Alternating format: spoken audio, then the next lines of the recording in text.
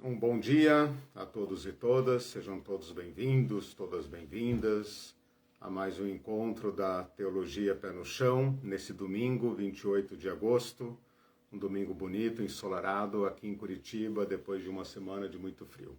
A Irene está aqui, vocês veem só a mãozinha dela. Oi, gente. Para darmos continuidade ao nosso curso Jesus e a Política. Espero que todos estejam bem, tenham tido uma boa semana, que estejam em paz, naquela paz que só Cristo pode dar nos nossos corações. Enquanto vocês vão entrando na sala, eu peço para que compartilhem, curtam esta aula. Lembrem-se também do nosso canal, Teologia Pé no Chão, no YouTube, mesmo que você prefira assistir aqui pelo Facebook, você nos ajude a divulgar o canal, se inscreva lá, encaminhe para os seus amigos. Também lembrem-se que esse material está disponível em podcast, tanto no Anchor como no Spotify, para permitir e facilitar que você possa ouvir em qualquer lugar. Nós estamos estudando um tema aparentemente estranho para os ouvidos, para os brios dos cristãos de hoje, mas você que já tem seguido a aula está já, creio eu, convencido desta propriedade de falar de um Jesus que se fez carne e, portanto, se fez carne num contexto social, político, econômico.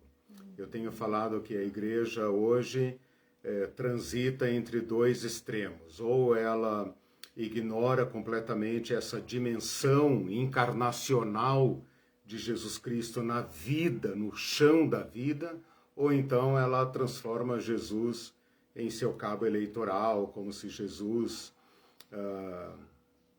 elegesse candidatos, né? Os crentes hoje usam muito facilmente essa linguagem, é da vontade de Deus, é o escolhido de Deus, Deus tem um propósito, né? E com isso eles perdem Jesus Cristo, né? E perdem também a sua responsabilidade política. Esse curso é para quebrar estes paradigmas, para mostrar o Jesus real, o Jesus do Evangelho. Não o Jesus que levita como se fosse um espírito, mas também não um Jesus que pode ser sequestrado por qualquer partido, por qualquer interesse dentro desse jogo da sociedade. Para alcançar esse objetivo, eu tenho dividido esse curso em 4 partes. Na primeira parte eu mostro a teia de poderes trazidas e representada pelos romanos na Palestina como um poder invasor. Os cristãos, às vezes, perdem essa dimensão de que se trata um império invadindo um povo periférico. E quando a gente coloca nesses termos, a gente consegue atualizar do modo correto a problemática do Evangelho. Na segunda sessão, eu mostro como a elite local, a elite judaica, religiosa, política, econômica dos judeus se conjugaram com os romanos. Por um lado, eles são dominados, por outro lado, eles são sócios da dominação. E por causa disso, sobrecarregam o povo, o seu próprio povo. Isso também ocorre hoje, né? Nenhuma potência imperialista, nenhuma exploração econômica se dá diretamente. É uma estratégia recorrente dos países exploradores aliar-se ou, às vezes, até criar uma elite local, como aconteceu no Brasil, cria uma elite local para que essa elite local seja a sua sócia, a sua conivente, né? Então isso é muito comum, acontece, é uma estratégia de dominação insuperável, né? Recorrente. Na terceira parte, a gente mostra como que a sociedade reage a esse estado de coisas, porque ninguém é explorado explicitamente, né? Ou ele é violentado, ele é obrigado a submeter-se, ou então ele é convencido ideologicamente. E é isso que os romanos e os judeus fazem. E a gente viu então como que o povo judeu reage a esse estado de coisas. Alguns reagem retirando-se, né? Não queremos participar disso, simplesmente se retiram, como por exemplo os essênios, né?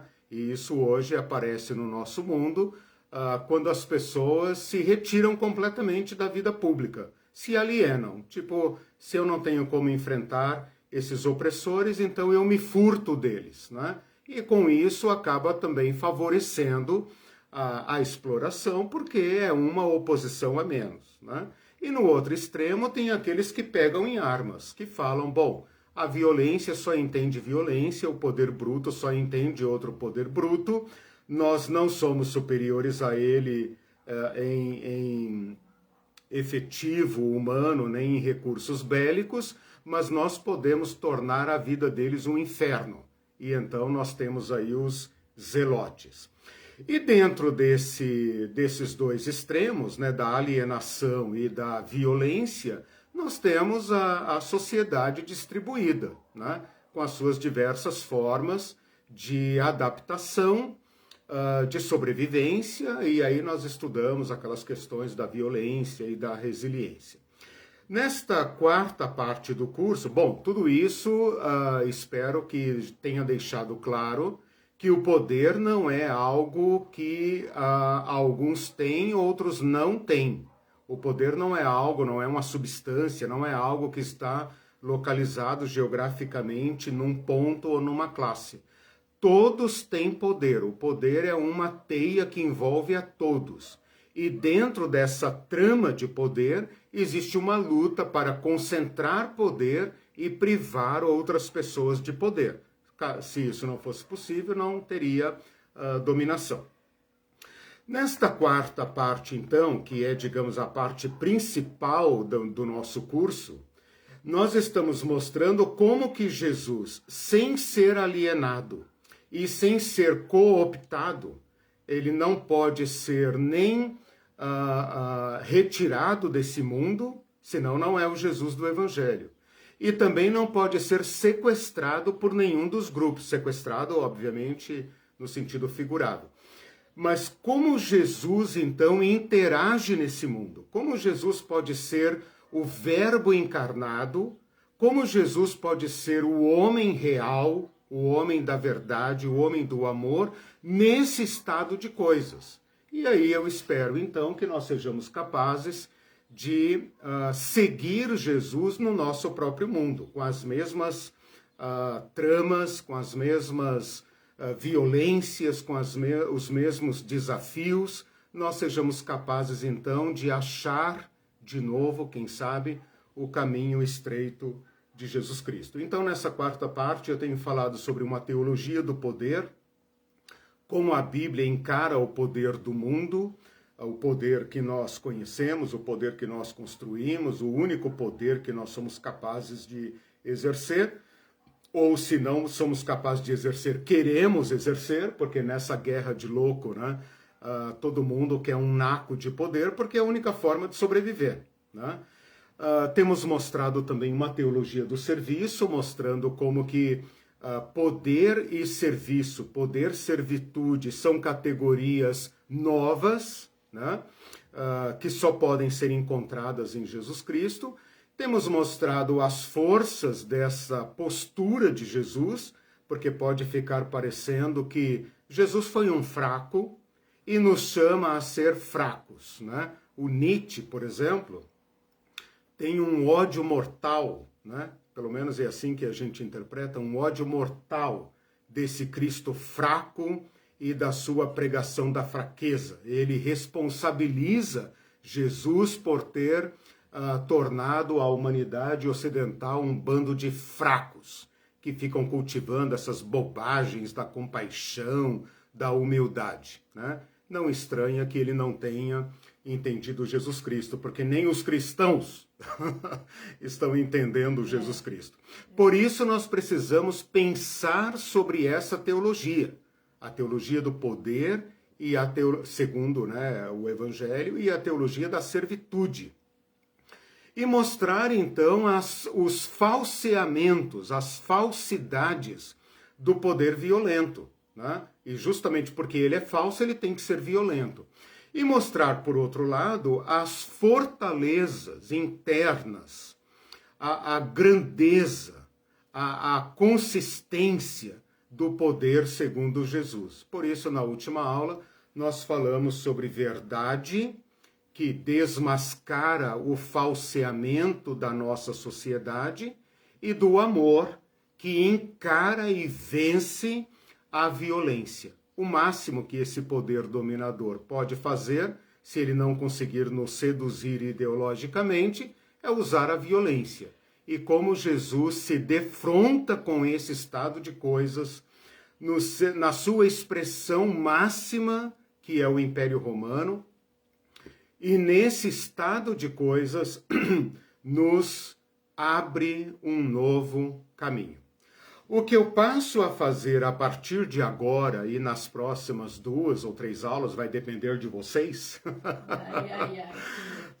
nós vamos, a oposição já se manifestou aqui, nós vamos agora fazer aquilo que é, digamos assim, o chão principal. Esse canal se chama Teologia Pé no Chão, né? O chão principal desta nossa pesquisa, dessa nossa busca de Jesus Cristo, que é o quê? O estudo dos textos bíblicos, ou melhor, dos textos evangélicos, porque nós vamos rastrear Jesus Cristo na sua prática e no seu ensino. O que Jesus falou, o que Jesus nos ensinou, defrontando-se com esses poderes, com o poder romano, com o poder dos judeus e com as reações populares, como Jesus não se furtou a esse estado de coisas, como Jesus pegou esse touro pelo chifre e o enfrentou e o venceu. Então nós vamos fazer isso varrendo os evangelhos para encontrar os textos aonde Jesus nos ensina, nos instrui e nos dá exemplos de enfrentamento. Vocês podem pensar, caramba, será que Jesus enfrentou os poderes, né? Meu reino não é deste mundo, eu não tenho nada a ver com isso, como quem lava as mãos, né? Pilatos lava as mãos de um lado, Jesus lava as mãos do outro, dizendo, meu reino não é deste mundo, né? E isso gera uma confusão inominável, inominável, porque nos rouba do Evangelho. Bom, para dar início, então, a esse estudo bíblico, né, estudo de textos bíblicos, mais especificamente textos evangélicos, eu escolhi um texto que é o texto de Mateus, capítulo 20, versículo 20 a 28. Então, ufa, quem estava com saudade da Bíblia, pensando, meu Deus, esse cara fala e não pede a Bíblia, né? A Bíblia está coçando aqui e ele não, né? Bom, até agora eu falei da Bíblia.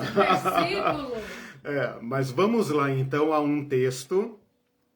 Não é um texto único, eu poderia ter escolhido outro, mas eu tenho minhas razões para ter escolhido esse texto de Mateus 20, 20 a 28. E nosso objetivo hoje é estudá-lo de cabo a rabo, de reto e reto, né? Para que a gente entenda a síntese, aquele evento mais poderoso, mais concentrado, mais explícito do ensino de Jesus Cristo. Aliás, foram seus textos de doutorado, são textos que eu usei na minha pesquisa, tanto de mestrado como de doutorado, e ainda continuo pesquisando, e cada vez que eu leio, eu me sinto chocado, seduzido, perplexo, porque ele é um texto que nos captura, né? Se você se propuser, de fato, a entender esse texto, você vai ficar preso nele, você não conseguirá sair dele, né? A menos que feche a Bíblia logo, né? Feche a Bíblia logo e fuja desse texto. Então pense bem se você quer assistir essa aula. Não, brincadeira, fica aí, senta aí, volta, senta aí.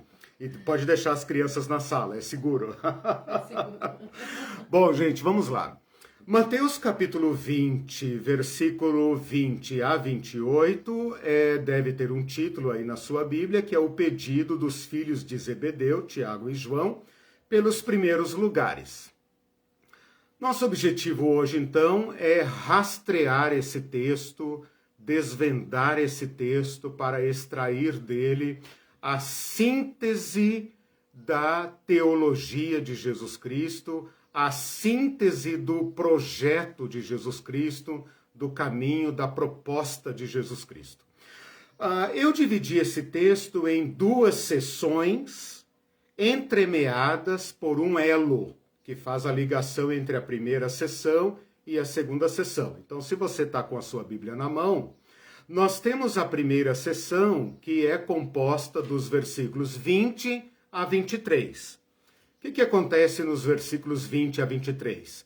Tem um diálogo restrito entre Jesus, dependendo do evangelho, envolve a mãe de Tiago e João, e Tiago e João. Então, é um diálogo de um grupo menor dentro de um grupo grande, porque Jesus está cercado dos seus 12 discípulos e de mais diversas pessoas que estão subindo para Jerusalém para a festa da Páscoa. Então, isso é um diálogo privado, né? Público, claro, né? As pessoas assistiram esse diálogo, porém, dele participam Jesus, Tiago e João e talvez a mãe, né? Já discutimos esses detalhes. Na segunda sessão, versículos 25 a 28, nós temos o ensino de Jesus. E esse ensino de Jesus contrapõe dois modelos. Ele fala exatamente assim: vocês sabem que no mundo o poder funciona assim, assim e assado. Não será assim entre vós. Pelo contrário, entre vocês será assim, assim e assado. E termina dizendo, tal como o Filho do Homem, né? Entre estas duas sessões, tem o versículo 24, que funciona como um elo de ligação. Que vontade de falar elo de ligação, né? Mas não pode. Então, elo, né? Porque elo já é ligação, né, professora? Elo de transição, vai. Elo de transição, que faz o encadeamento, entre estas duas sessões. Então, recapitulando, do versículo 20 ao 23 é a primeira sessão desse texto. Eu tô de quebra aqui ensinando a fazer estudo bíblico, porque essa é a minha tarefa desde sempre, né? Aprender a lidar com o texto. Então, nós cortamos a partir do versículo 20 e vamos até o versículo 28. Por que cortamos a partir do versículo 20? Porque introduz um novo assunto. E por que vamos até o versículo 28? Porque a partir do versículo 29 introduz um outro assunto, né? A cura do cego de Jericó. Depois vem a entrada triunfal em Jerusalém. Então cortamos do versículo 20 ao versículo 28. Quem estuda a Bíblia sabe que isso se chama delimitação do contexto. Depois nós vamos ver dentro desse texto como o texto está organizado, para a gente poder entendê-lo. Então, do versículo 20 ao versículo 23, nós temos um pedido, seja da mãe junto com os dois meninos, né? Oh, Jesus, está aqui os meus dois meninos, dá o primeiro lugar para eles, né? Eu nunca te pedi nada. Eu nunca te pedi nada, por favor, e tal, né? E pede assim em público para comprometer Jesus, tipo assim, minha senhora, tudo bem, então, tá aqui em público e tal, né? E a resposta de Jesus. O versículo 24 narra o conflito que este pedido causou no grupo. Então, este pedido, seja da mãe com os meninos, seja dos meninos, Tiago e João, que não são meninos, obviamente, né? Que para a mãe o filho é sempre menino, é ou não é? O bebê, né? Meu bebê. O versículo 24 narra o impacto que esse pedido causou no restante do grupo, né? Um conflito grande, né? A Bíblia narra esse conflito de uma maneira muito sintética, Mas eu vou provar para vocês, ou pelo menos argumentar, que se trata de um conflito grave, tenso. E a intervenção de Jesus na segunda sessão. Na segunda sessão, nós temos dois modelos de poder. Jesus parte de um exemplo, o exemplo dos grandes do mundo, os príncipes e os governantes do mundo. Fala sobre o modo como eles exercem o poder. Eles exercem o poder de cima para baixo, dominando, se assenhoreiam, governam, né? Dominam os povos. E ele fala, então, apresenta um contraste, dizendo, não, preste bem atenção nesse não será assim entre vós. Pelo contrário. E aí ensina como a sua comunidade deve viver, seus seguidores devem viver, e ancora este modelo num novo exemplo. E esse exemplo sou eu mesmo, ele fala, tal como eu vim para não para ser servido, olha aí de novo um contraste, né? Não para e sim para. Não para ser servido, mas para servir. Bom, com isso eu estou colocando vocês então dentro do grupo, dentro do texto, né? Um texto dividido em duas sessões, entremeadas por esse elo, né? Que oportuniza a Jesus dar um ensino, né? Bom, esse texto tem uma forma, porque o Evangelho tem diversas formas literárias, né? Tem a forma para contar um milagre, tem a forma para contar uma parábola, tem a forma para contar uma discussão, tem a forma para contar uma genealogia, tem a forma para contar um ensino, um sermão de Jesus, né? Apesar de que Jesus não faz sermão, né? Quem gosta de sermão é a igreja. Jesus e o Novo Testamento não tem sermão. Quem fala em sermão lá são as editoras que querem que você acredite em sermão, tá? Quer saber mais sobre isso? Pergunte-me como. Que gostam do púlpito. Jesus não tem sermão, tá? Guarde isso, depois a gente conversa sobre isso. Eu já fiz um neologismo sobre isso. A minha máquina de neologismo, né, não poupa ninguém. Bom, mas vamos lá. Tem formas, então. Aqui nós temos uma forma muito usada no Evangelho, que é o quê? Um conflito acidental, um conflito qualquer, uma discussão, presenciar um evento qualquer coisa que aconteça, que possa oportunizar a Jesus um ensino. Então, esse conflito, aliás, esse pedido que os filhos fazem, que os meninos fazem a Jesus, é um evento qualquer, não previsto, é da iniciativa deles. É a mãe lá que combinou com os meninos, ou os meninos pedem para a mãe e tal, isso não importa no texto, né? E é um evento, então, é um incidente. O que é um incidente? Aquilo que surge no meio do grupo, né? Que não foi previsto, não foi planejado, não foi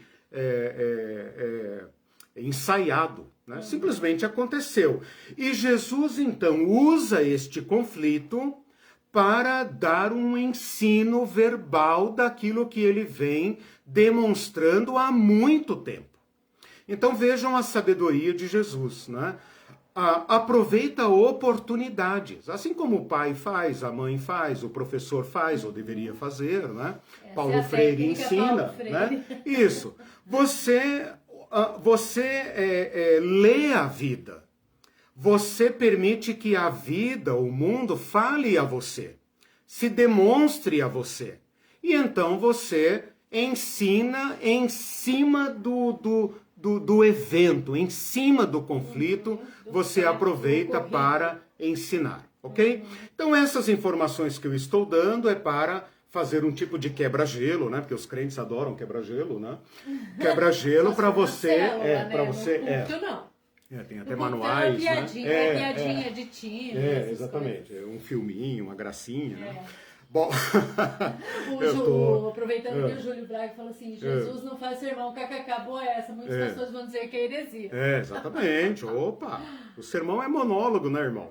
Não tem monólogo na Bíblia, né? Nem Deus monologa na Bíblia, né? Quem gosta de monólogo são os poderosos, né? Porque silenciam a massa e só eles falam, né? Quem vai se atrever na hora do sermão fala, não, mas peraí, eu quero uma pergunta. Não, eu não concordo com isso. Exatamente. Nem na sinagoga tinha sermão, né? Jesus leu um versículo, tadinho do irmão, né? Do irmão Jesus. Leu um versículo e já foi desafiado imediatamente a explicar o que significava aquilo, né? E terminou o sermão, levaram ele pro paredão e iam fuzilar ele, né? Então o negócio lá era brabo, por isso que a igreja teve que caçar a voz de todo mundo, né? Bom, vamos então agora para dentro do texto. Eu estou em Mateus, mas você pode ler esse texto, tá aí a referência paralela, né? Em Marcos 10, versículos 35 a 45. É um texto exatamente paralelo, com pouquíssimas diferenças. Aqui em Mateus, não se sabe por que razão, o Mateus coloca que a mãe de Tiago e João é que vem fazer o pedido. Marcos coloca que é Tiago e João que vêm fazer o pedido. É um detalhe pequeno, sem muita importância, porque, de qualquer maneira, sendo a mãe que vem falar por eles ou junto com eles e tal, não importa, o interesse é deles. Então, aqui em Mateus, diz assim, no versículo 20, que a mulher veio, se prostra diante de Jesus, não é adoração, tá? Não é adoração aqui. O assunto aqui é político, é bem profano, tá? Se prostra diante de Jesus porque reconhece nele a véspera do poder. Se você olhar no contexto posterior, você vai ver no capítulo 21, Jesus entrando em Jerusalém e sendo aclamado como rei. Então essa mulher, se diretamente ou indiretamente, mexeu os pauzinhos bem rapidinho. Esse homem vai entrar em Jerusalém, vai ser aclamado como rei e vai chegar um monte de gente cobrando favores, cobrando troca de cargos. Parece o nosso congresso aqui, né? E ela então chega para Jesus e pede-lhe um favor em público. Ela, de certa forma, constrange Jesus, porque ela pede em público, ela desafia Jesus. E Jesus, então, agora tem que lhe fazer uma atenção em público. Esta mulher pode ser meio parente de Jesus, tá? Não vou entrar nisso aqui, mas se ela for meio parente de Jesus, ela está usando um expediente absolutamente normal, né? Que é, se Jesus vai ser rei, quem é que serão os favorecidos nessa nova monarquia? Os parentes. Os parentes, né? Às vezes eu como esse... chama politicamente isso? Nepotismo. Nepotismo. Nepotismo é proibido hoje, porque hoje nós não temos monarquia, né? Porque os cargos são todos públicos ou eletivos. Mas vocês sabem muito bem que numa monarquia, quem governa são os parentes do rei. Então, essa mulher aqui, ela chega para Jesus como dizendo, Jesus, ó, nós somos parentes, lembra? Eu sou prima da tua mãe, né? Alguma coisa assim. Se não for também, é do grupo, né? Então, isso não altera muito a questão. No versículo 21, Jesus pergunta, o que você quer, minha senhora? E ela responde, bem singelamente, né? Típico da mãe interessada no futuro dos filhos, né? Manda que no teu reino, eu tenho certeza que você vai ser rei, por isso eu estou prostrada diante de você, né? Manda que no teu reino, não é céu, tá, irmãos? Não leiam além do que está escrito aqui, tá? No teu reino, ele não vai entrar em Jerusalém, não vai ser aclamado como rei, é política, tá?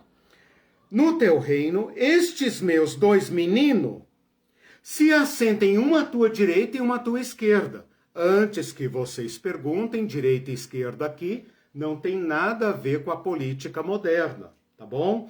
Direita e esquerda na política moderna é uma coisa da Revolução Francesa, que tem aí seus 200... Não cita versículo bíblico para falar de direita e esquerda, pelo amor de Deus. Exato, os crentes chegaram nesse nível de analfabetismo, né? Direita e esquerda aqui tem a ver com lugares de honra, os dois primeiros lugares, né? Normalmente, sentar-se à direita, sentar-se à esquerda, era quase que mandar igual o rei, como se fosse um José do Egito, como se fosse um Daniel na corte de Ciro. Quer dizer, alguém que vai estar ao lado do rei para dizer, para dar conselho, para influenciar um alto cargo, né? Os principais, obviamente. Jesus então responde: meus queridos, vocês nem sabem o que estão pedindo. Será que vocês podem, de fato, beber o cálice que eu estou para beber? Aqui tem uma fala enigmática. Se você comparar com Marcos, Marcos vai dizer que Marcos vai acrescentar, né, o batismo, o cálice que eu tenho que beber e o batismo que eu tenho que passar. Então ele usa duas figuras muito graves. E o Tiago e João respondem: podemos. Eles não sabem o que vem pela frente, mas... faz qualquer sacrifício para reinar. Exatamente, eles querem bancar aqui o heroísmo, a bravura, ou seja, nós não queremos ser os filhinhos de mamãe que, sem sujar as mãos, vamos sentar nos primeiros lugares. Pelo contrário, o Senhor vai entrar em Jerusalém e vai ter que enfrentar a casta dos romanos e a casta dos sacerdotes, e a barra vai pesar para o teu lado. E seja lá o que for, nós vamos contigo. Seja o que for. Esses outros aí eu não sei, mas nós vamos. Nós vamos para o que der e vier. Lembra que depois Pedro também vai dizer: Senhor, estou pronto a ir contigo. Estou pronto a ir contigo. É para pegar em armas? Vamos pegar. Né? Então eles estão aqui na linha daquela bravura que se espera de um judeu zeloso, para não dizer zelote, né? Que entende que um poder se enfrenta com poder. Mas eles não entendem, obviamente, do que Jesus está falando. Mas como eles respondem: podemos? Podemos não é o nome do partido também, né? Yes, we can. Não, não é. Podemos, sim, senhor. Né? Sim, senhor. Poder, estamos aqui, do verbo poder. Tá difícil hoje, né? Então, Jesus disse para eles: vocês vão beber do meu cálice, pobrezinhos. Vai sobrar para vocês. Mas o assentar-se à minha direita e à minha esquerda não me compete concedê-lo.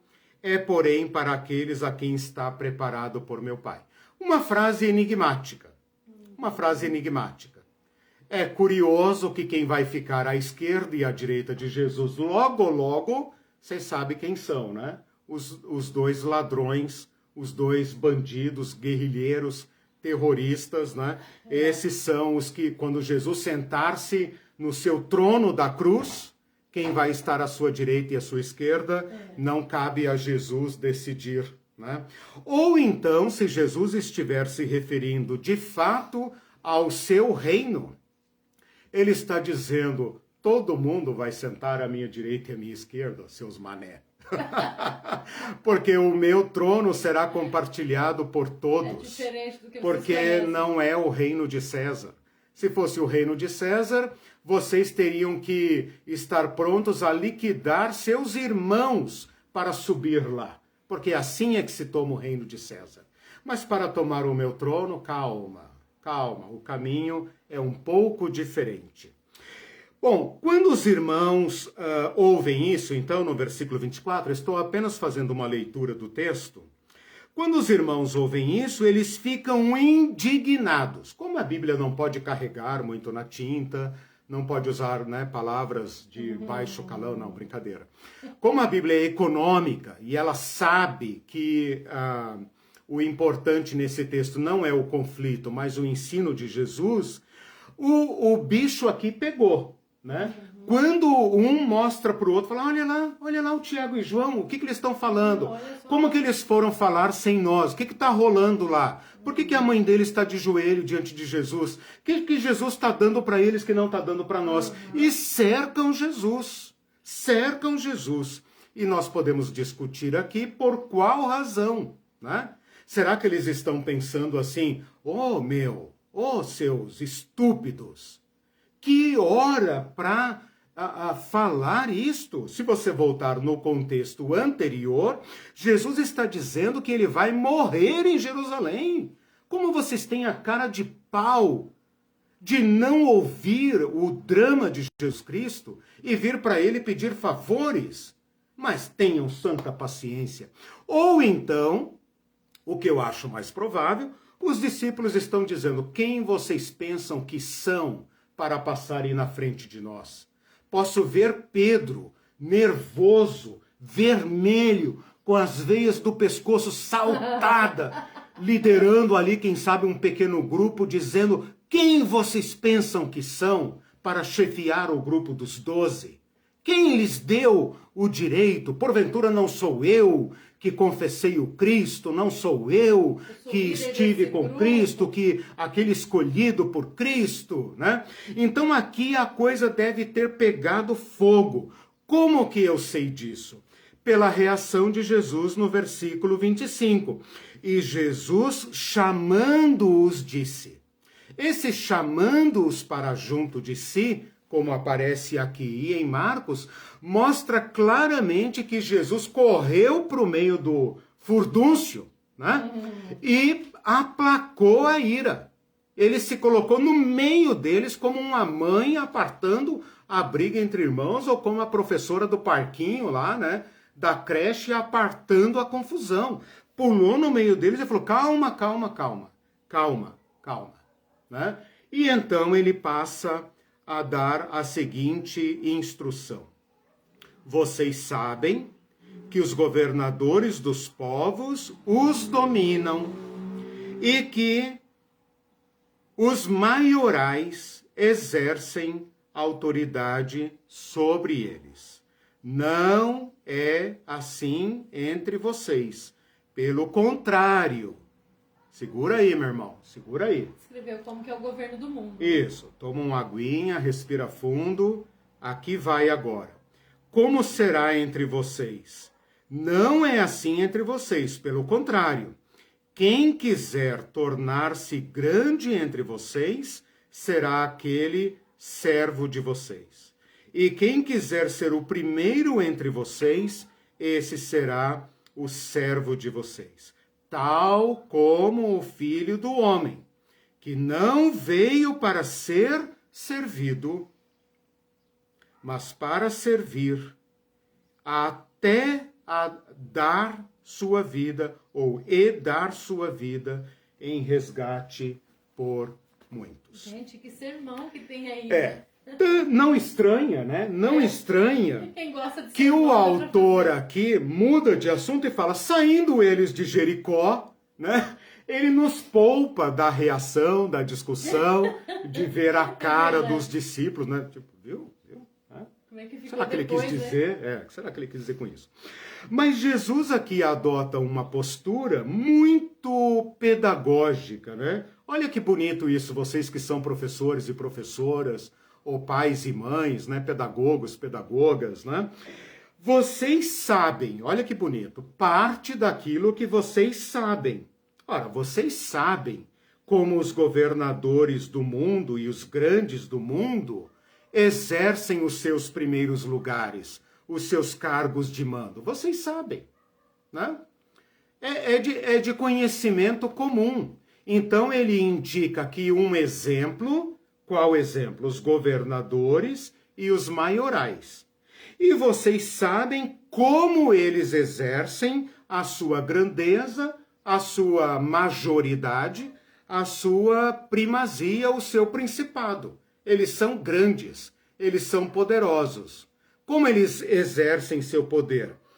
Dominando e exercendo autoridade. Dominam e exercem autoridade.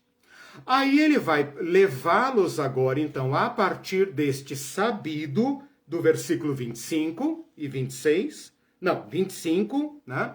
Ele vai partir agora para o não sabido, ou para o sabendo. Qual sabendo? Aquele do Filho do Homem. Então, como contrário aos grandes e governadores do mundo, ele vai apontar o novo, o inédito, o vinho novo, né? O verbo, aquele que fala alguma coisa. Exatamente, não é partido novo, tá difícil, né? Falar sobre política sem cair na vala comum. Então Jesus vai dizer, tal como o Filho do Homem. E como é que o Filho do Homem exerce o seu poder? Tornando-se servo de todos, tornando-se escravo de todos, recusando o modelo dos grandes, que é ser servido. Todo mundo que assume um cargo pode ser um mequetrefe, porque eu já fui chefe de seção, pode ser um nada de uma portaria. Ele já tem direito a um cafezinho na mão a mais do que a servente que limpa o pátio. Né? Você bota um uniforme, um crachá no sujeito, ele já tem direito a alguns privilégios. Né? Ele tem direito a uma vaga especial, um estacionamento especial no parque da igreja, ou uma cadeira especial reservada, ou sei lá o que. Ele tem direito a alguma coisa. O Filho do Homem não. Ele veio para buscar o menor, o último, e é a partir de lá que ele começa a servir. E esse seu serviço é sem medida. Por quê? Porque se tiver que custar a vida, como custou, o servo não para e não cede à violência, não cede ao estilo dos grandes, não adora Satã, não cogita das coisas dos homens, não busca o favor dos grandes, mas está disposto a perecer na mão dos grandes sem ceder a eles. Bom, o que nós fizemos até agora? Nós fizemos a leitura do texto, né? E eu vou dar uma paradinha aqui, um freio de arrumação, porque agora, então, nesta aula e na próxima, porque eu não vou forçar aqui uma corrida, porque esse texto é magistral. Esse texto vai nos demandar um certo tempo. O que eu fiz até agora é um método de estudo bíblico, que você pode usar na sua casa. Você seleciona um texto, você vê onde ele começa, onde ele termina, depois você vê a coesão do texto, a coerência do texto, como o texto está organizado, você faz perguntas para o texto, você vê o que está acontecendo no texto, você pode até lembrar uma ou outra passagem que ilumina o texto, como, por exemplo, comparar com Marcos, comparar com Lucas. Lucas narra a mesma lição, porém em outro contexto, muito interessante.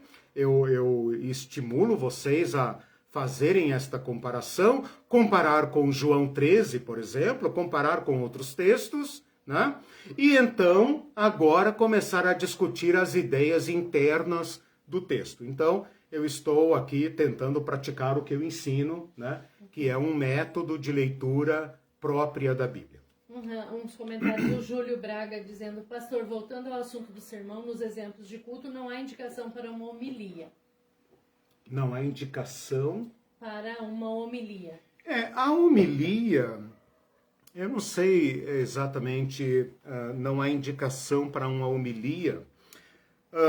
Não sei se eu entendi a tua pergunta, mas assim, tanto a homilia, eu não me lembro agora a etimologia de homilia, já fiz, mas não estou lembrando. Tanto a homilia como o sermão, me parece que tem a mesma natureza, né? A minha crítica ao sermão é que ele se tornou um instrumento de poder, simples assim. E ele é um modo de dar voz a um ou poucos que podem usar a palavra, versus centenas e milhares de ouvidos que estão definitivamente silenciados, né? Isto, para mim, se tornou, se foi útil em algum momento da história da igreja, não vou discutir porque é que nós adotamos esta prática. Hoje se tornou insuportável e se tornou instrumento e ambiente para despotismo e para abuso de poder e de autoridade. É urgente que o povo de Deus volte a falar.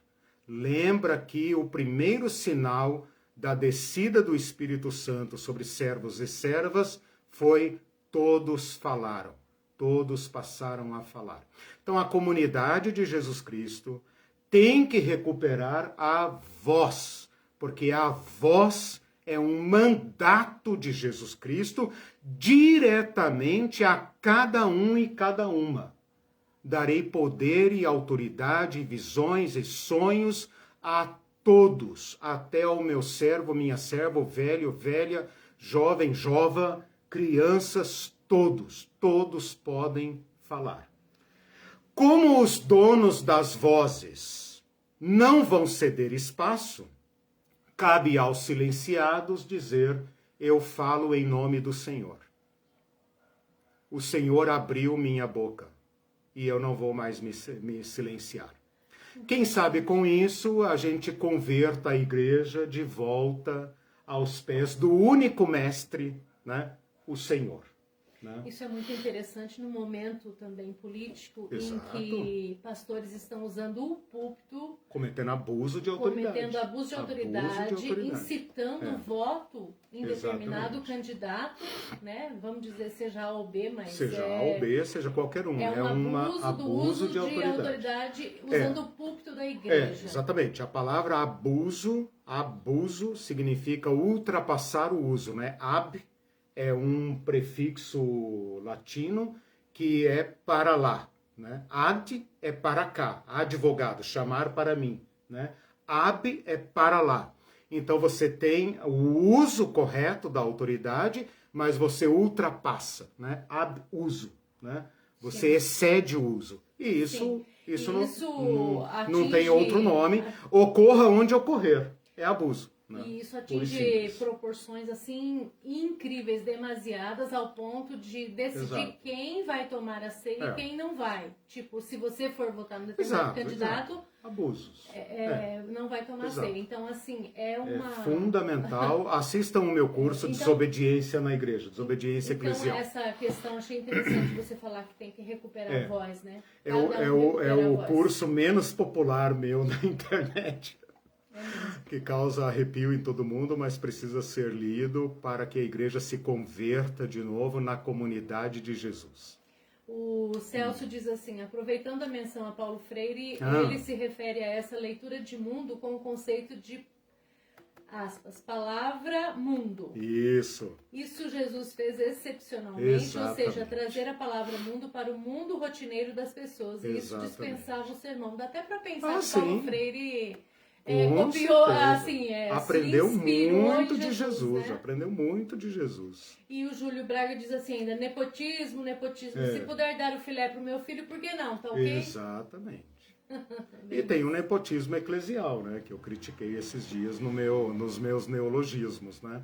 A dinastia pastoral, né? Então vocês vejam que o poder não tem limites. O poder não tem limites. Por isso que Jesus fala, vocês sabem como os grandes governam. Ora, é só olhar para o lado, né? Mesmo nós aqui que vivemos numa democracia, num Estado democrático de direito, olhe como as pessoas governam.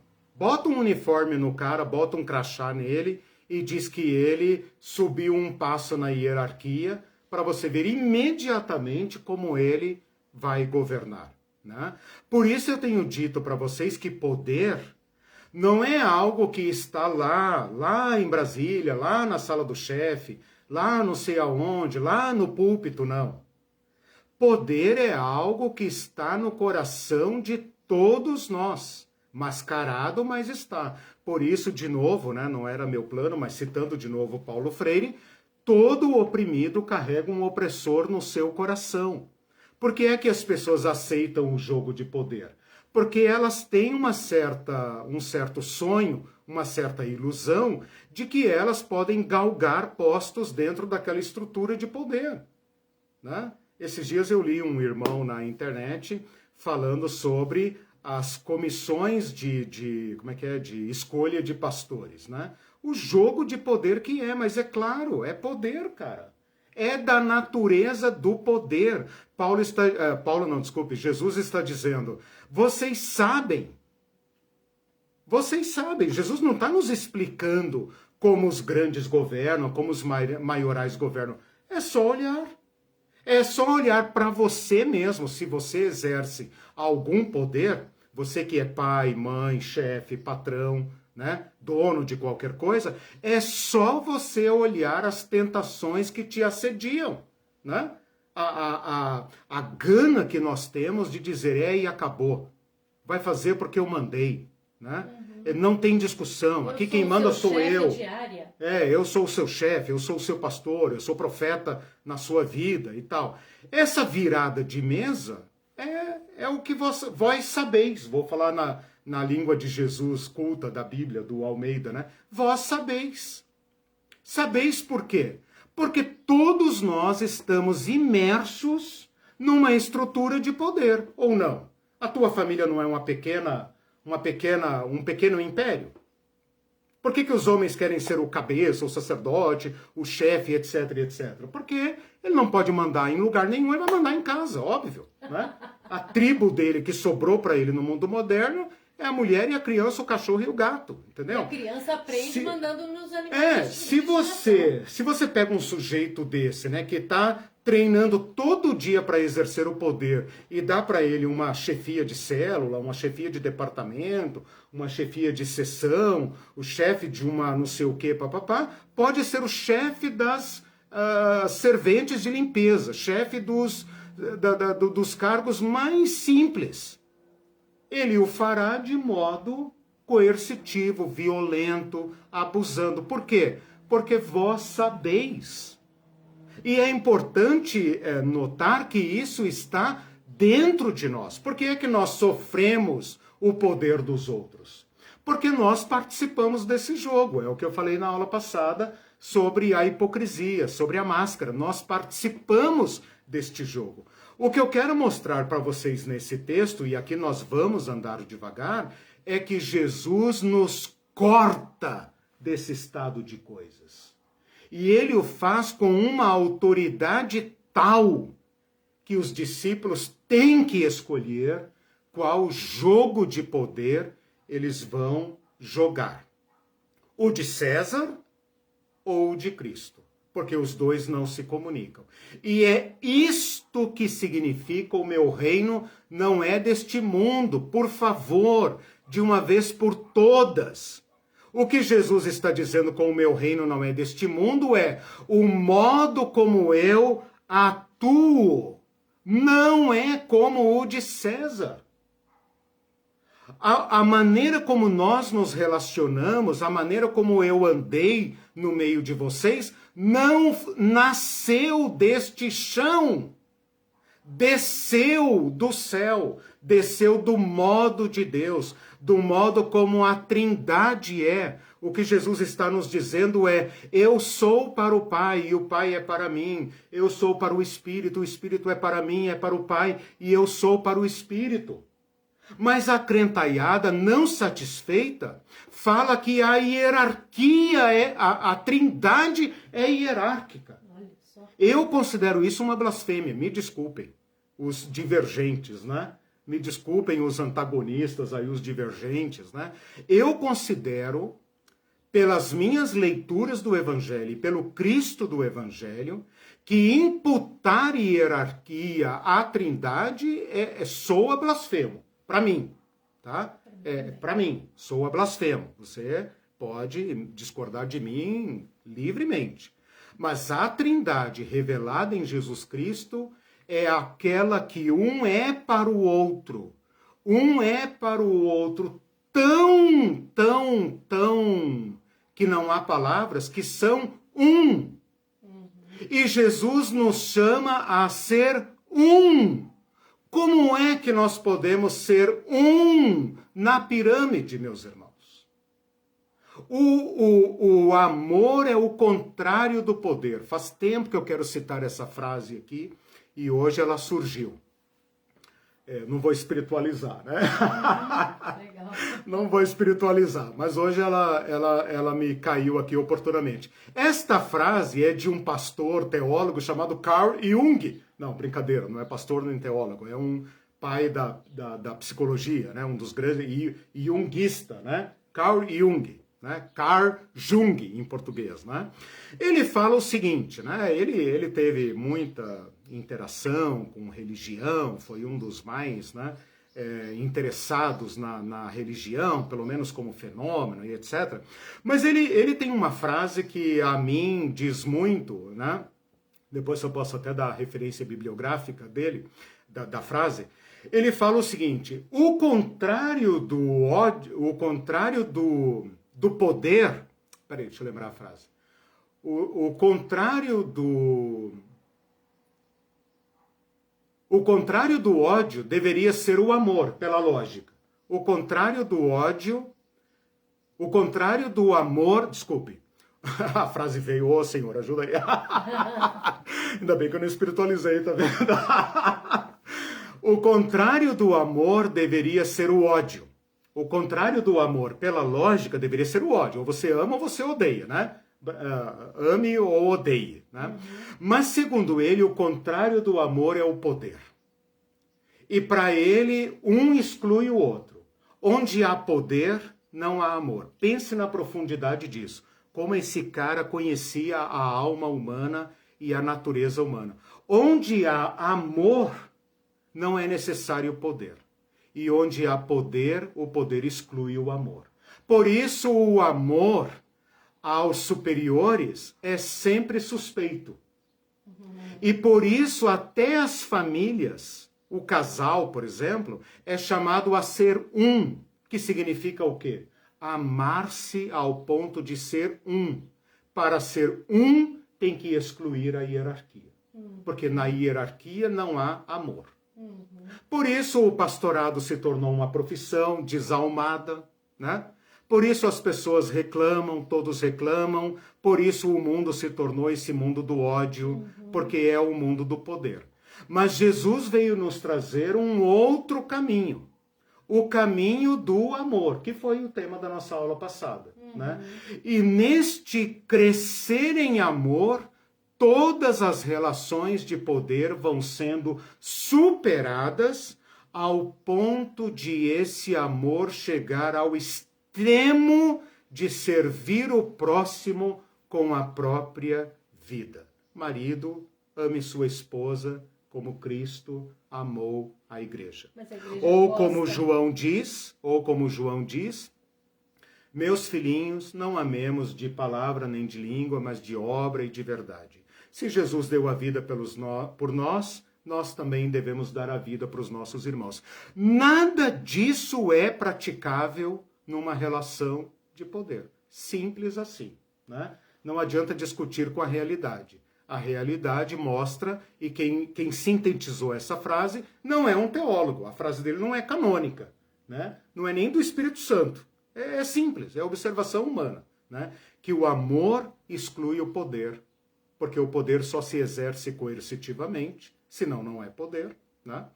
E o poder exclui o amor. E nós somos chamados a um novo estado de coisas. Não será assim entre vós.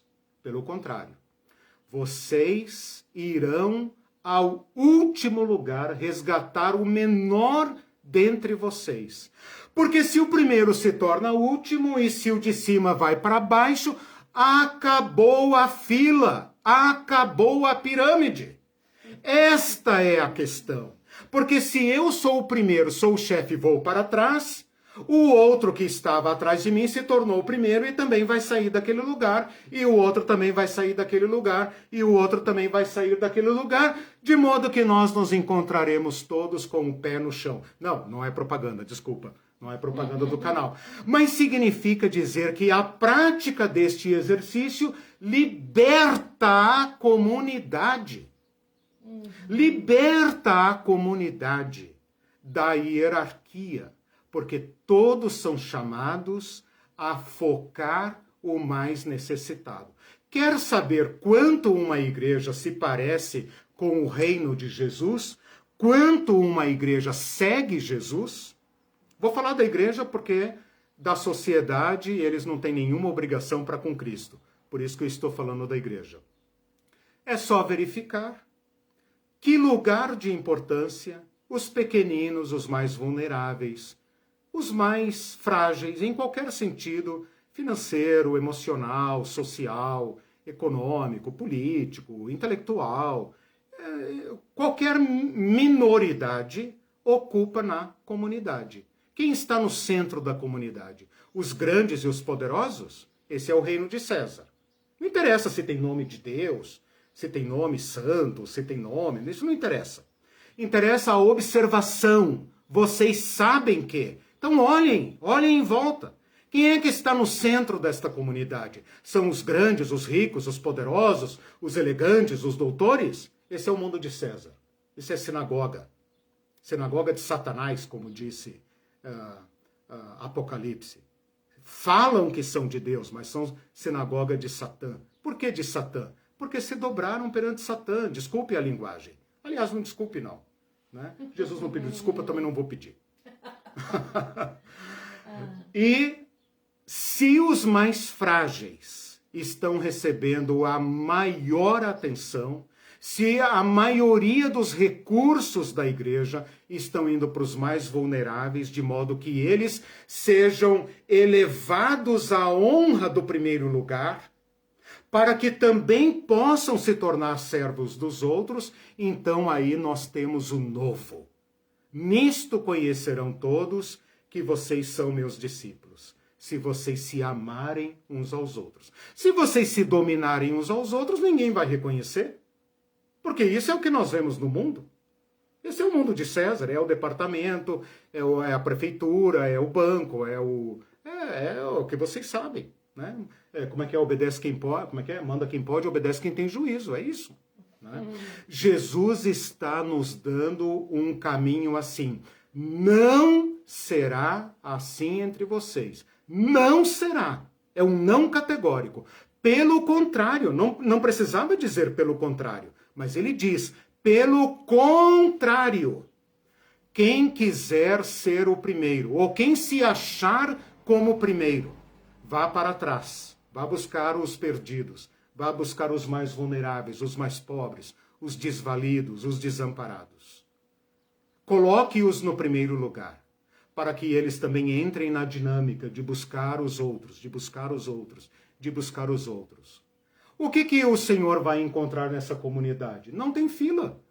Porque se todos vão para trás, não tem fila. Ninguém nunca vai ocupar o primeiro lugar, nem o último lugar. Por quê? Porque a dinâmica do Cristo, a dinâmica do Espírito de Cristo governa esta comunidade. Né? Tal como o Filho do Homem. Tal como o Filho do Homem. Quem é o Filho do Homem? Aquele que vocês querem servir. Por que vocês querem servir Jesus? Porque se nós servirmos a Jesus, nós vamos ocupar um lugar especial no reino dele e nós também seremos servidos. Por isso nós queremos o Cristo poderoso e queremos servir a ele. Ó Senhor, quando foi que te vimos com fome? Se nós te víssemos com fome, nós teríamos te dado pão. Nós queremos servir o Cristo, claro. Mas Jesus está dizendo, não. Quando você fizer aos pequeninos, vocês estão fazendo a mim, porque é lá que eu estou. Mas a igreja quer o Cristo no trono, o Cristo glorioso, que brilha, poderoso. Né? Por quê? Porque se ele sentar no cume da pirâmide, então ele que me colocou no primeiro e no segundo lugar. E vocês devem me servir. Né? Vocês devem me servir. Né?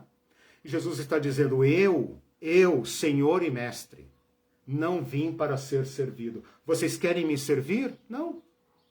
Eu não preciso de nada. O que Jesus precisa? Jesus não precisa de nada.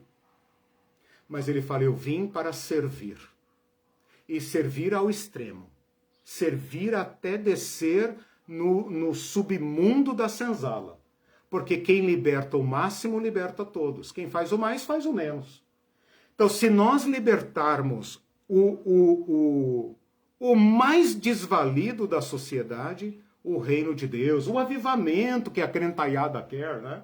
Querem avivamento lá nos estádios milionários, com as suas bandas iluminadas, né? Querem avivamento, né? Bom... Tem uns comentários aqui, mas antes eu queria dizer que... Isso é palavra minha, tá? Julgue se é palavra do Senhor, se tem a ver com o Evangelho, né?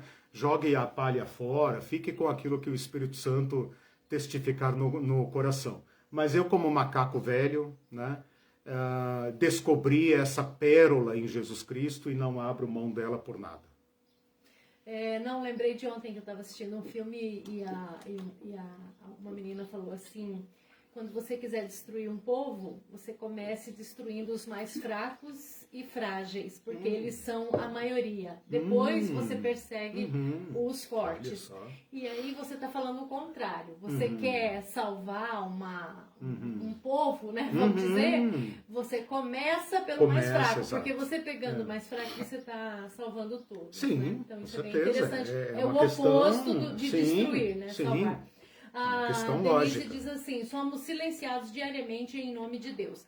A Exato. Tatiana diz assim, então o que dizer dos pastores que querem ser servidos e honrados? Então, eles nem sequer fazem parte do reino de Deus, pois Jesus diz que no reino dele não será assim. Não será. Aquele que quiser ser o primeiro, sirva a todos. Isso sem falar do monólogo dos cultos, onde as pessoas são obrigadas a ouvir até o que não concordam. Exatamente. Desculpa, mas não sei se consigo me ver num lugar... onde só depositam tudo e somos obrigados a ouvir até o que não concordamos. A questão da a pregação bancária. Isso, exato. O depósito.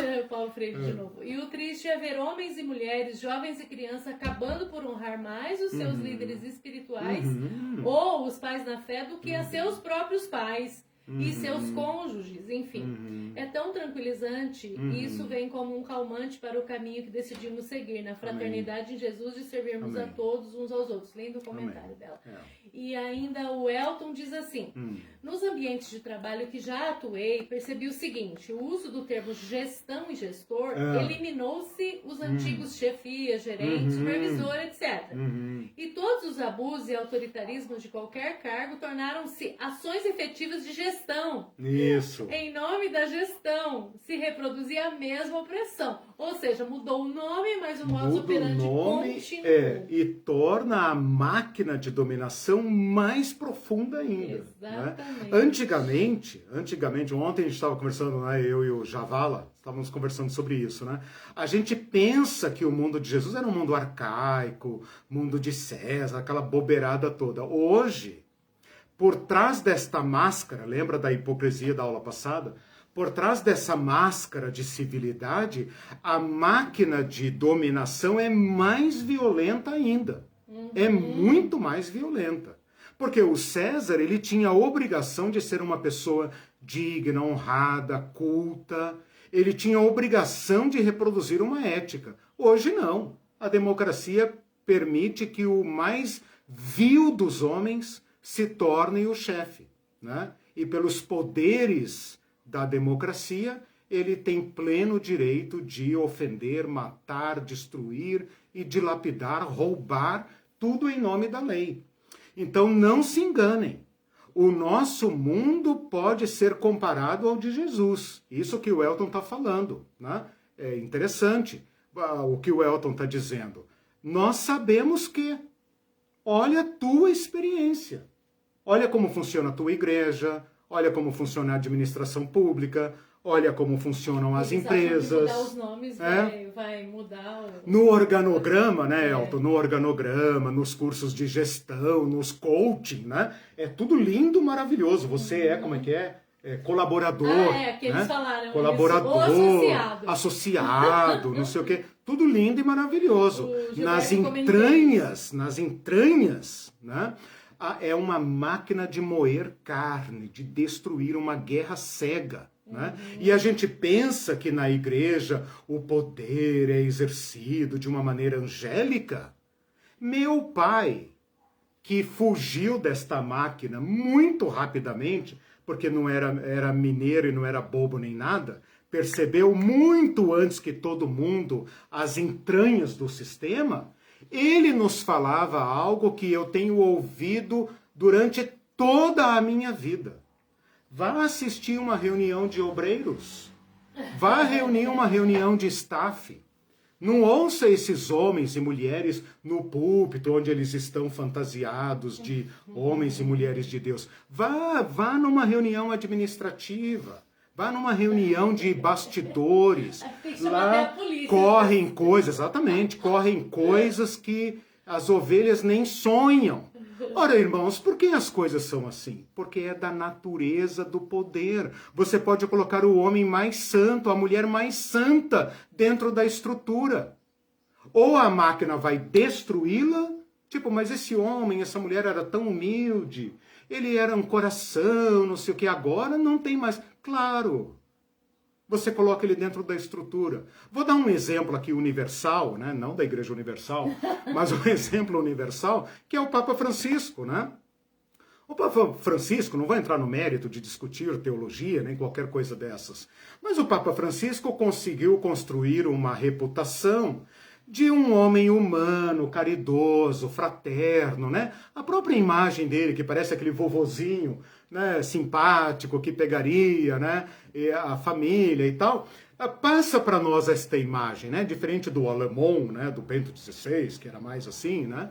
O Papa Francisco passa essa ideia.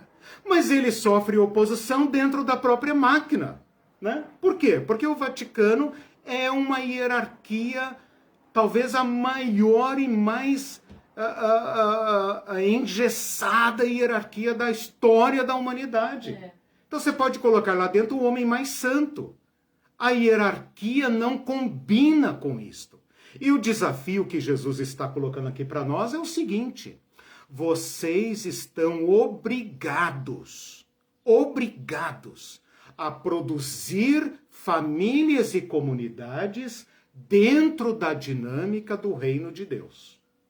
Pode dar o nome que quiser, mas suas famílias, suas relações humanas, a maneira como você se relaciona no trabalho, na família, na igreja, no público, e você está obrigado a reproduzir relações fraternas e relações humanas.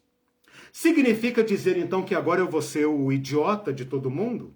O bobo útil, que todo mundo aproveita e monta, e explora, e bate, e estapeia, e explora e eu não faço nada? Não. Porque o Filho do Homem me comprou desta máquina. Tal como o Filho do Homem que veio dar sua vida em resgate. Resgate. Resgate não é uma palavra teológica, se tornou teológica por causa de Jesus.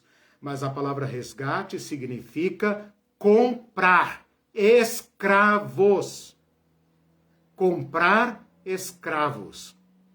Jesus Cristo nos libertou dos poderosos, de todos eles. Dos pais abusadores, das mães abusadoras, dos patrões abusadores, dos governos abusadores, da sua própria tentação de ser um abusador. Jesus nos liberta da hierarquia. E nos liberta para sermos despóticos? Não. Nos liberta para sermos servos. Mas então agora o outro se tornou meu Senhor? Não. O outro se tornou alguém a quem Jesus também libertou. Jesus libertou a todos. Portanto, todos podem ser dignos do nosso amor e do nosso serviço. Posso ler mais alguns comentários? Sim, claro. Na próxima aula a gente retoma esse texto, tá? Porque hoje nós fizemos assim um voo panorâmico. Eu quero agora aprofundar o texto, porque nós temos que tirar daqui o princípio-chave do reino de Deus. E antes que eu me esqueça, né? Não pensem em Jesus Cristo como dando ordens para a igreja. É para o reino. é para a sociedade. Porque é muito fácil agora, qualquer um de vocês, ou qualquer um que me ouvir, falar assim, ah, tá, entendi, né? O mundo é o mundo, a igreja é a igreja. Jesus está falando para a igreja. Não! Jesus não está falando nada para a igreja, aliás, Jesus nem fala em igreja. Jesus fala em reino. E reino se contrapõe a reino. O meu reino não é deste mundo. Porque o meu reino tem outra dinâmica. E César não entende. Né? Para entrar tem que se converter. Então são novas relações humanas. Né? Claro que deve começar na igreja, obviamente. Essa é a única tarefa da igreja. Reproduzir o reino de Deus. Mas é nossa obrigação levar isso para o mundo. E o mundo vai estranhar. Né? Diga. Tá, deixa eu ler uns 2 ou 3. Sim, você pode comenta. ler, pode ler. A Sica diz assim, Sica Xavier, a igreja nunca foi a casa de Deus. Hierarquia e exclusão faz parte da política organizacional, mulheres caladas, e etc. Depois você comenta. Tá bom. Ele não consegue fazer comentar. E o Gilberto diz assim, essa condição de poder, honra e destaque, achei interessante esse comentário dele, é claramente demonstrada em milhares de igrejas nas quais pessoas se assentam nos púlpitos atrás do pregador. Sim, aquele pessoal que fica ali atrás. Sim. E os que ficam na frente, esse ele não comentou, eu estou completando, ficam em filinhas também na frente. E a gente, quando faz as reuniões presenciais do Liberta, a gente coloca círculo, né? Tivemos essa oportunidade. E uma vez a gente foi num lugar que não dava pra fazer círculo, gente. E daí ficou um atrás do outro. E a pessoa que foi dar a palavra, o Bebeto, reclamou. Falou, não, gente, tá parecendo um culto. Isso aqui é normal de igreja. O Liberta não é assim, porque fica uma mesa, gente, no meio. As coisas que as pessoas trazem. E ali em volta daquela mesa que a gente continua comendo, a gente vai conversando sobre as coisas de Deus. E na última vez foi uma leitura orante onde todo mundo participou. Então, muito diferente, né, Elton? O Elton tá aí. Perguntem pro Elton depois sobre a leitura orante em que todos podem compartilhar.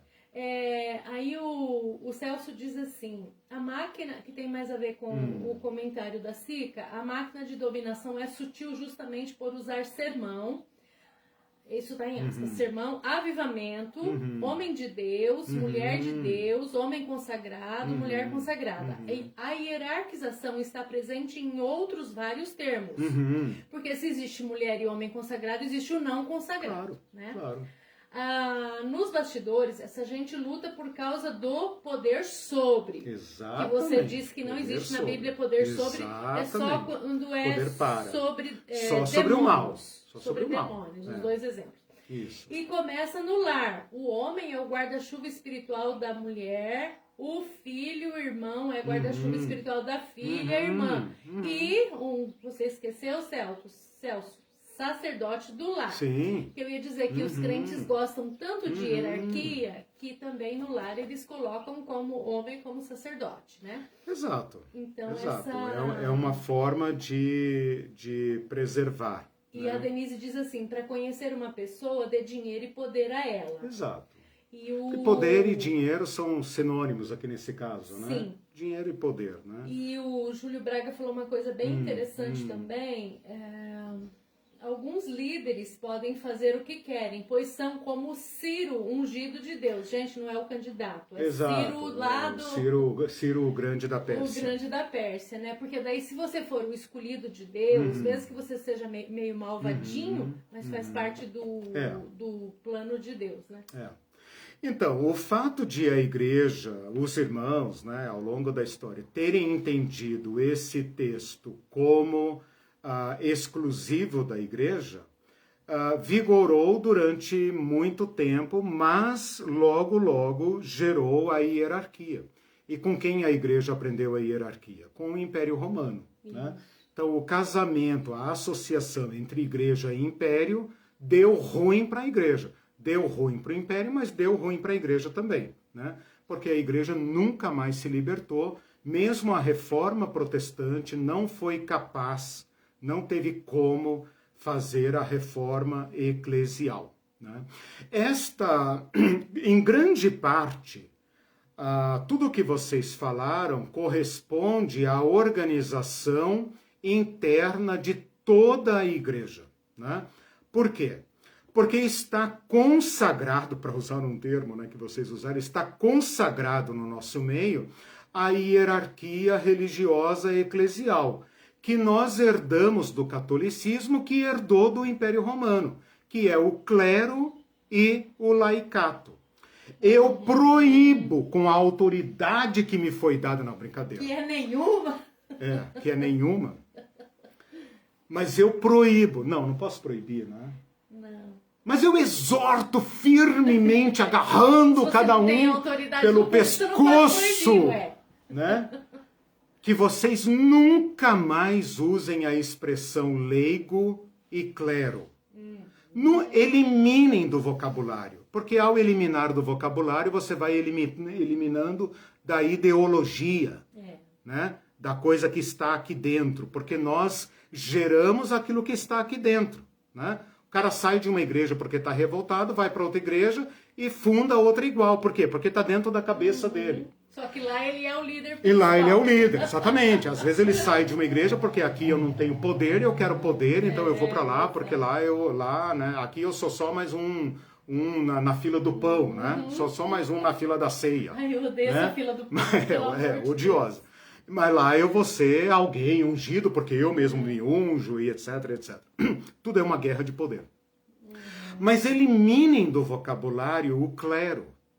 Essa palavra, não eliminar o clero, por favor, não matem ninguém. Eliminem a palavra. Eliminem essa questão, não, eu não sei nada porque eu sou leigo. Eu demorei a fazer isso. Não vai cortar o vídeo nessa... Eu tô falando isso nas aulas sexta-feira. Não vai cortar o vídeo nesse ponto, miserável, né? Vai me causar problemas aí. Mas eu tenho feito... E foi difícil para mim. Porque eu sou formado em teologia e eu já fui pastor quase consagrado, né? Eu quase cheguei na cúpula do poder. Graças a Deus não cheguei, né? Fui liberto antes da consagração. Mas como eu tive essa experiência de ser o consagrado, ungido e etc., né? Eu olhava os não iniciados, aqueles que não tiveram imposição de mãos, que não foram ordenados, que não tinha ata, que não tinha, tá, essa coisa errada toda, como assim? É um leigo, né? É um leigo. Eu descobri que essa é uma linguagem política. Como assim política, Eliseu? É da igreja. É uma linguagem política. Porque a igreja é um ente político. Ela tem todos os ingredientes de uma instituição política. Ela tem tudo que qualquer instituição política tem, inclusive distribuição de poder. E quando você fala o clero, né? A clero é uma palavra mais católica, mais formal, né? Mas eliminem ideologicamente esse termo. Para quê? Para que cada um de nós que exerce um cargo na igreja, o faça como dom e como serviço.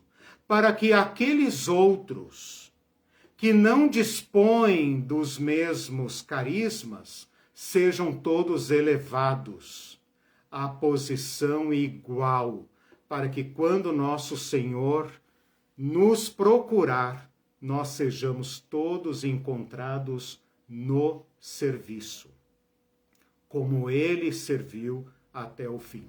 Então, façam de suas posições, de seus dons, de suas habilidades, um serviço ao próximo. E parem de se referir a si mesmos como leigo, né? Tipo, me ensina isso porque eu sou leigo. Eu sou leigo nessa área. Não, porque eu sou leigo.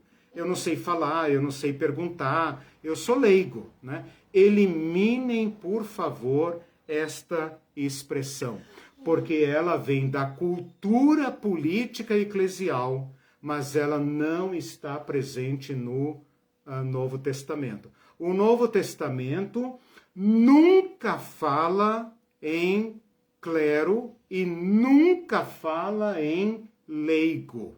Nunca fala em leigo.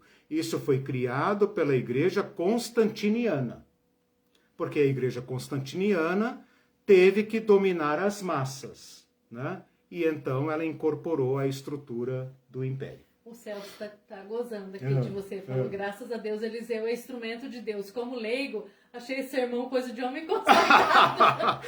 Palhaço. Tá em disciplina. pelos poderes a mim concedidos, o irmão está em disciplina. Aí diz a aula de hoje, como sempre, maravilhosa, todo mundo tá rindo aqui. E o Elton diz assim, na leitura orante, não há, abriu aspas, não há teólogos e alunos, pastores, congregação, nem presbitério e igreja, mas todos são ouvintes e anunciadores da palavra de Deus, ao menos essa é a ideia. Exatamente.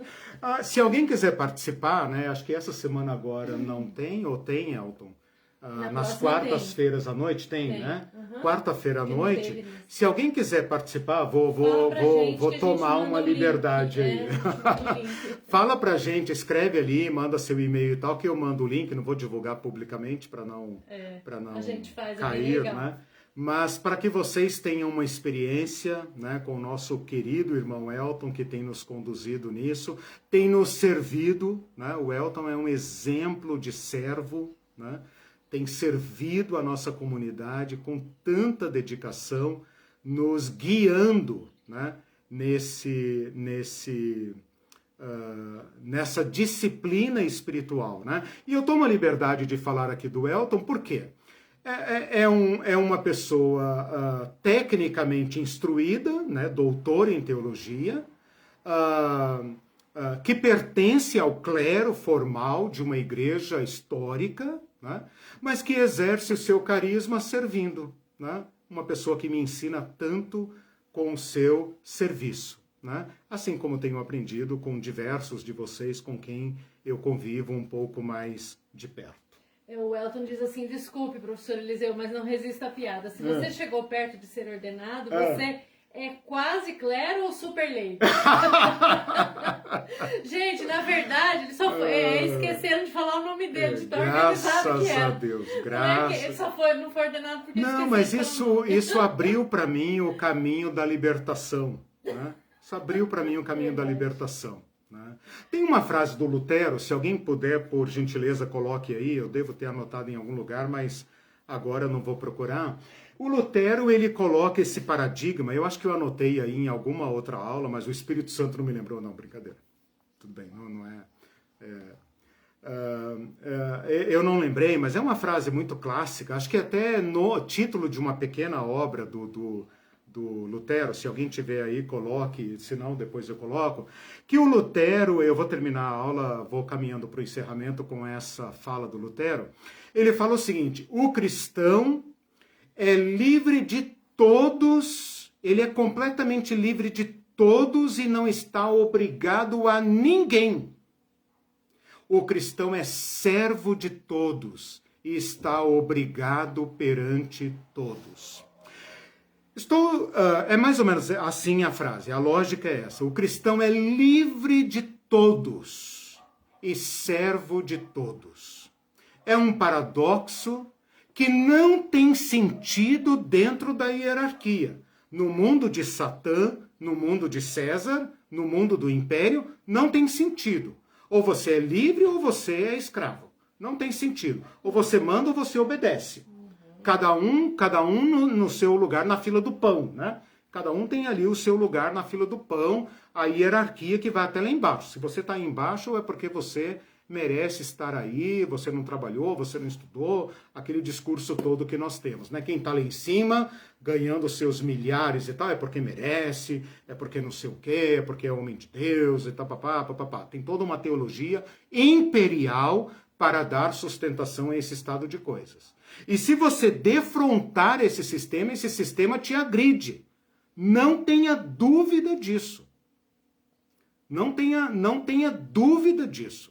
Né? Se você se movimentar para dizer eu sou livre em Cristo, as correntes aparecerão. E os donos do poder vão ficar ensandecidos para te prender de novo. Né? Mas o Lutero, então, um monge que havia feito seu voto de obediência a um sistema rigidamente hierárquico, né, teve esta compreensão. O cristão é livre de todos e se faz servo de todos. É um paradoxo que não tem sentido no mundo de César. Se você quiser entrar na carreira do poder dentro da hierarquia, esqueça isso. Mas se você se reconhecer resgatado por Cristo, se você reconhecer que Cristo desceu até onde você estava e lá o libertou, você se autoliberta. Você se reconhece livre. Porque os senhores não vão te libertar. Os senhores não vão te libertar. Quem te liberta é o servo Senhor. O Senhor é que te liberta. Você é que tem que reconhecer-se livre. E agora, livre para ser um déspota? Livre para agora dar uma banana para todo mundo e dizer, agora vocês vão ver com quem estão falando? Você terá se tornado um outro César. Agora você se faz servo de todos. Por quê? Porque você é livre. Só o livre pode servir. O escravo não pode escolher servir. É sua obrigação servir. E ai dele se não servir. Só o liberto pode fazer de si, prestem muita atenção nisso, torne-se o vosso servo, faça-se o vosso servo. Não é uma ação que você sofre por parte dos grandes. É você que se coloca lá. Por que você se coloca embaixo? Porque você é livre. Porque você é livre. Há um só Senhor.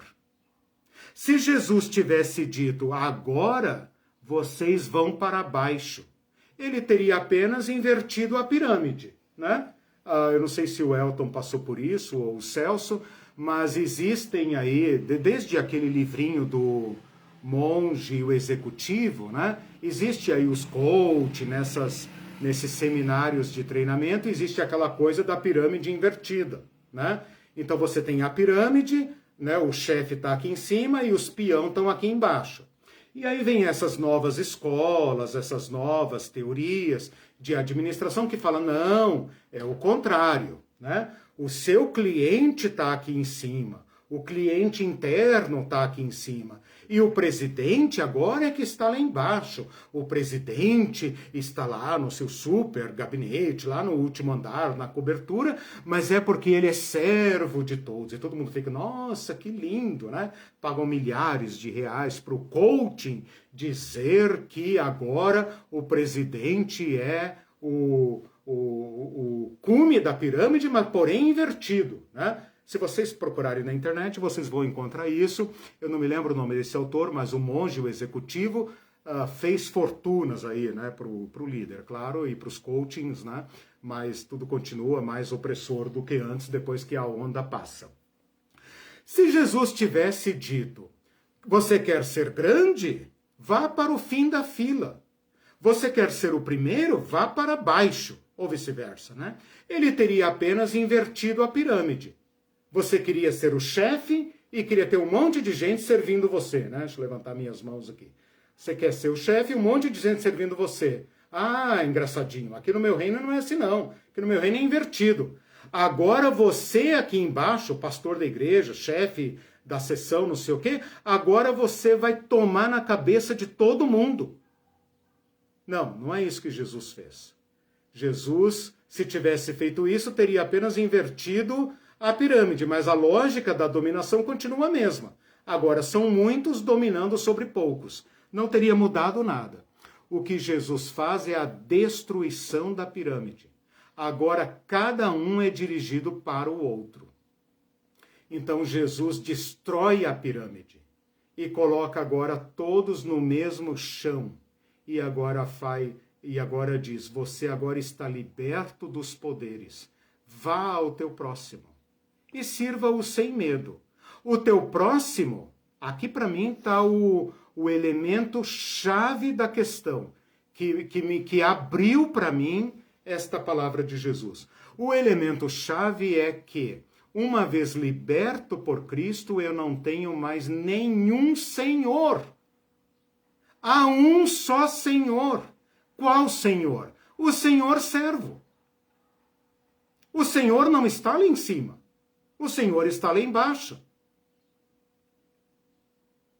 Então, esses agora a quem eu sirvo não são meus senhores. Ninguém se torna meu senhor. O cargo de senhor está vazio. Por que está vazio? Porque o único Senhor desceu. Onde o Senhor está? Onde ele exerce o seu trono? Entre nós. Então, eu sei que é chocante, eu sei que é uma implosão do sistema, mas é isso que Jesus é. Nós queremos um Jesus lá em cima, lá no cume da pirâmide, né? Coloca aquela pirâmide assim, aquele olho lá em cima, né? Aquele olho assim, né? O olho que tudo vê, né? Do Jesus que está lá em cima, né? E nós aqui somos a peãozada. Pelo menos é só Jesus. Deus acima de todos. Deus desceu, meus irmãos. Deus desceu.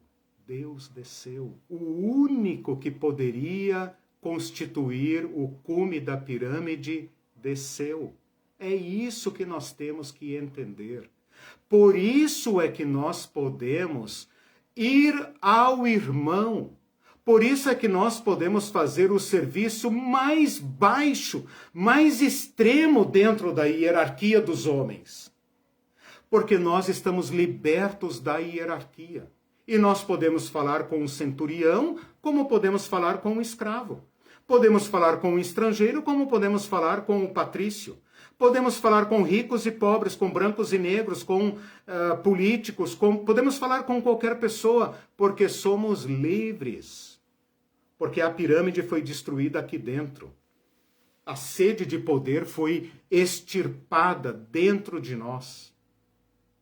E agora nós podemos ouvir esta palavra de Jesus, tal como o Filho do Homem. Eu vou terminar lendo, é a terceira vez que eu falo em terminar, né? Mas esse texto nós vamos voltar a ele. Tá, tudo bem, mas deixa eu ler a versão de Lucas, que está em Lucas 22, versículos 24.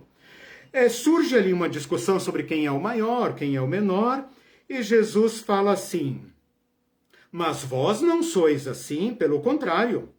O maior entre vós seja como o menor, e aquele que dirige seja como o que serve. Pois qual é o maior? Quem está à mesa ou quem serve? Lembra que eles estão tomando a ceia.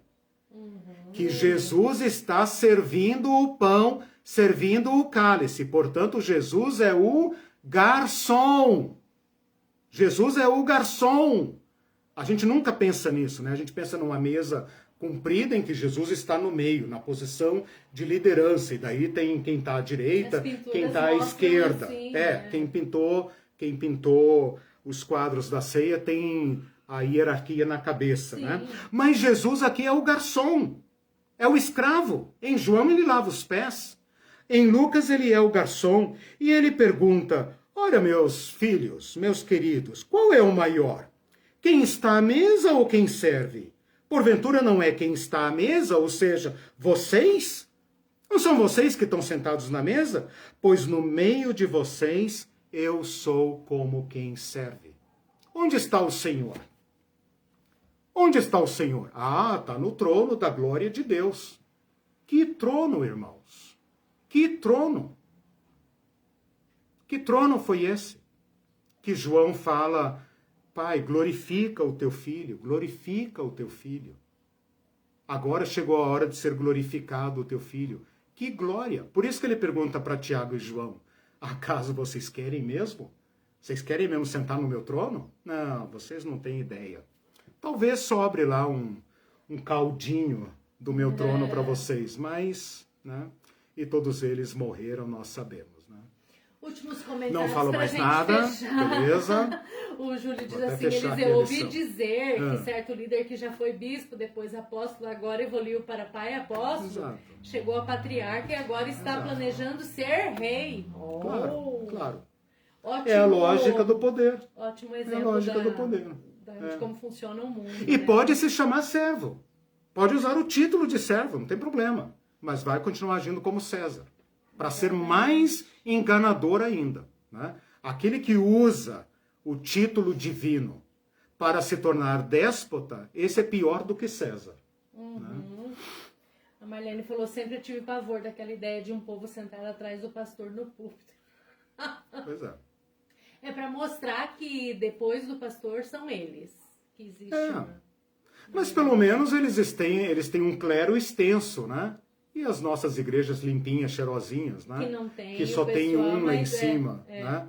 E ninguém pode subir lá. Tem igrejas que mulher não pode subir, né? Discutem se mulher pode subir, não pode subir. A coisa está nesse nível, né? Se mulher pode ser pastora, não pode ser pastora, quer dizer, estão presos na hierarquia. Se você tira a hierarquia, você vê que o problema desaparece. Nós estamos discutindo o que mesmo? Estamos discutindo o serviço. É isso. O Silvio diz assim, belo sermão, Eliseu. As pessoas têm que aprender que quem manda é Deus por meio de seus servos. Gozando, né? Ô, gente, deixa eu falar sobre a reunião de quarta-feira. Várias pessoas ficaram interessadas. Então, gente, é assim, é uma reunião de compartilhamento, de oração e tem a leitura orante, mas é de 1 hora, precisamente uma hora. Exatamente. Porque senão o programa corta a gente. Então, 1 hora. Isso. E aí, quem quiser... O Elton que se vire aí para gerenciar uma reunião grande.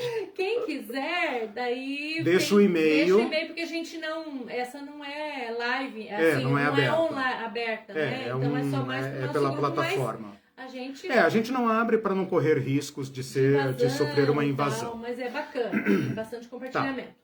Então... o Elton que se vire aí para organizar a reunião.